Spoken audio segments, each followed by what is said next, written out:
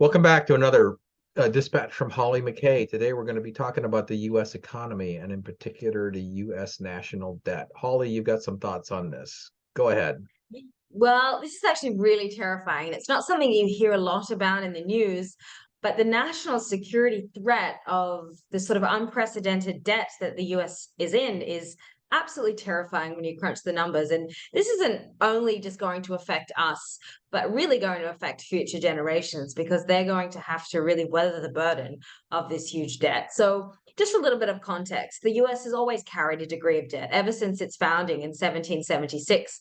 When the US needed to borrow money to sort of provide for the war that was going on with the American Revolution. However, now we're looking at a debt that is so high, almost $32 trillion, that it far exceeds the annual economic yield of the whole country, which we refer to as the GDP.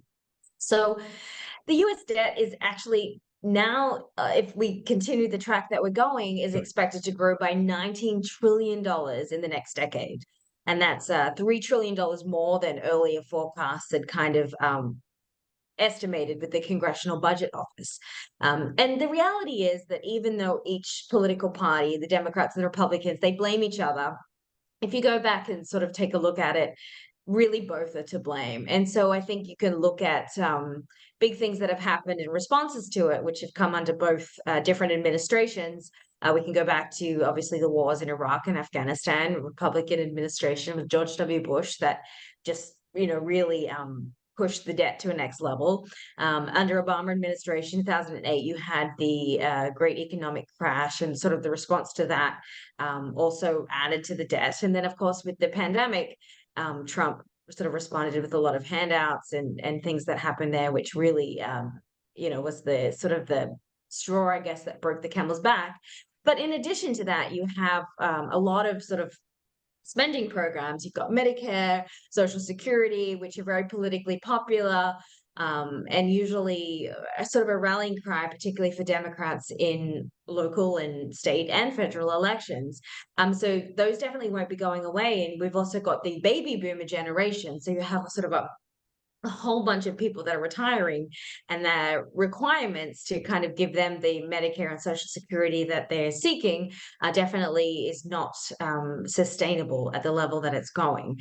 And it's really concerning in the sense that a lot of this debt, actually, the number one sort of debt holder for the US is Japan, and that's followed very closely by China. And if you follow the news at all, we see that China is really considered to be the number one adversary of the United States. But yet, by next year, by 2024, we're actually going to be giving China $60 million a day in interest repayments. So it just blows my mind that we would be giving the quote unquote enemy $60 million a day that they can use to, build their assets and equipment and whatever they need against the United States. So as you can sort of see, this is like a huge political problem that is right here, right now. It's going to grow so big if nothing gets done that anyone trying to graduate college in 20 years time or buy a house, I mean, they're going to be looking at just massive interest rates that are going to be completely unsustainable to kind of get that foot up in life, not to mention the sort of national security threat that could come from that. If the US is paying so much in interest as it is, that is going to take away from other programs, things like intelligence gathering, things like the military, things that are sort of vital to keep our security in place. But at some point along the line, these places may have open checkbooks now, but it certainly can't be like that forever. And if it is, I think America will definitely sort of sink and lose its status as the world power. So there is a huge amount at stake. Yeah. Well, I mean, so historically, uh, uh, when countries go on this kind of debt increasing spiral, um, and there are examples of this in other parts of the world where you build up a debt load. Eventually, what happens is you go into a period of hyperinflation, and then you also go into a period of defaulting on your debt. And that is terrifying. If America was to default on the debt, the consequences would be massive. Of course it would be, because it's not like defaulting on the debt. Venezuela is probably the classic recent example of extreme overreach in terms of spending programs, and that you took a country that really has some of the largest amounts of natural resources in the world that never should have gotten into that position, but their fiscal policies sent them down that direction. In Europe, probably the last country that had that problem or was threatened by that problem was overspending by Turkey, or the Turkish government. And Greece almost went And Greece, bankrupt. yeah, Greece was the Western, or the big Mediterranean example of that a few years ago. And so the U.S. is certainly in a position of doing the same thing at this point in time. So as you investigated this story and talked to people that are, on the expert side of this, do they think the US is headed for one of these periods where it could in fact crater the global economy, or the basis of the global economy? And how worried are these guys right now? People that I've talked to on sort of both sides of the aisle are extremely concerned because I think so little is actually being done to address it. Um, and the Republican side is sort of resisting raising the debt ceiling, and of course, the Democrats argue that if the debt ceiling isn't raised, then and America does default, obviously that would have huge ramifications. But the Republican argument with that is we can't just keep raising the debt ceiling. At some point, you've got to fix the actual root of the problem. So they're sort of headed for a bit of a fisticuff there, and we kind of just have to wait and see what happens. But I did read this week that the president was trying to sort of introduce a couple of bills that would cut some of the deficit down. That seemed to me that it was mostly centered on taxing rich people, so anyone earning over $400,000 a year. However, there's certainly that, but then if you're that wealthy, you sort of have the freedom to get up and leave or go to Puerto Rico where you can pay 5% tax or whatever that may be.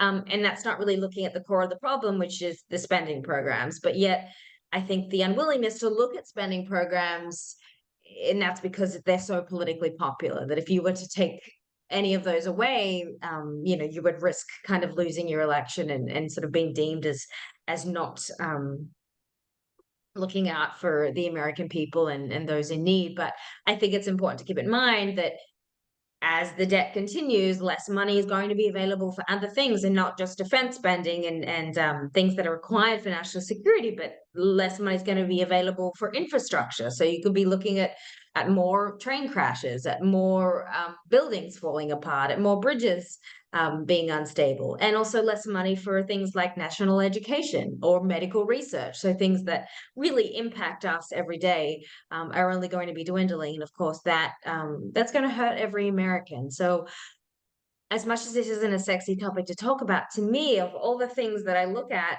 in the world, this just seems like just an insurmountable one that Americans need to look at. And, should a crisis happen, something like what is happening in Ukraine, America may not be available to offer that support. It may not be available to shell out billions and billions of dollars as it's doing now. And of course, that's an argument that people that are sort of against American involvement in the Ukraine war will make, that this country simply can't afford it. But certainly 10 years down the road, things could be looking a lot worse than they are now. So I think it's really important to consider these things. If Americans, if America wants to stay as sort of the superpower that it is today, and also just for our lives and our general well-being. And that's something that the founding fathers really built. And it would be, sad to see that sort of course, not everybody has it, but the sort of sense of security and the prosperous life that we're afforded here kind of go down the drain because of overspending.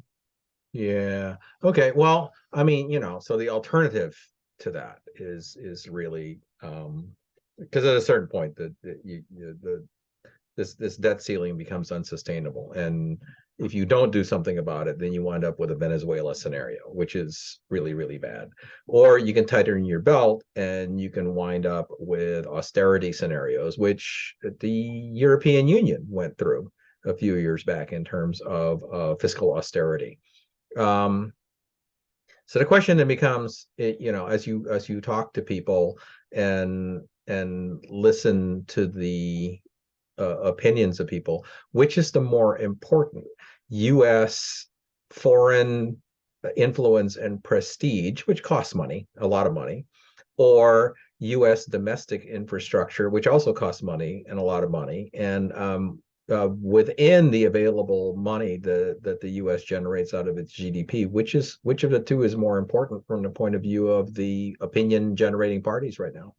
I mean, I haven't heard anyone put one above the other. I think both of them are extremely important to the US. Its sort of national security. I think you have to have both that external influence and the internal influence. So I think both those are important and both those are going to suffer. And for too many decades, we've just seen this problem get kicked down the road to a point now where it's pretty much almost unsustainable. And I certainly have huge concerns about what the future generations are going to be born into and saddled with as they're trying to just get started in life.